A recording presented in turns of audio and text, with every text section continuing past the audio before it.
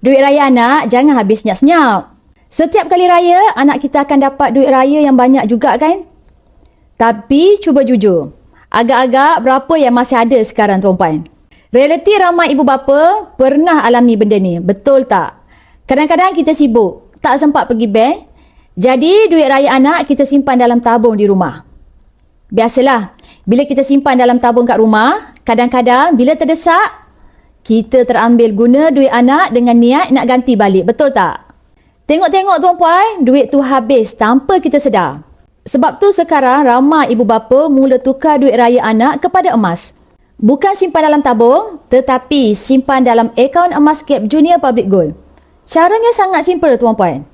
Setiap kali raya, kumpulkan semua duit raya anak, kemudian masukkan ke dalam akaun emas Gap supaya ia bertukar menjadi simpanan emas. Bila kita simpan dalam emas ni, nilai duit lebih terjaga daripada inflasi.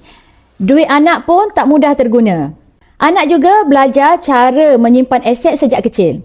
Bayangkan kalau setiap tahun duit raya anak kita tukarkan kepada emas. Sedikit demi sedikit akan bertambah. Dan bila dah cukup gram, boleh keluarkan emas fizikal seperti dinar ataupun gold bar. Dan suatu hari nanti, simpanan emas ni boleh dijadikan sebagai dana pendidikan anak apabila mereka masuk universiti nanti. Tanpa perlu terlalu bergantung kepada pinjaman pelajaran. Kalau nak tahu cara simpan duit raya anak dalam akaun emas Gap, boleh tekan butang sign up dan saya akan bantu anda langkah demi langkah dalam simpanan emas yang terbaik untuk anda.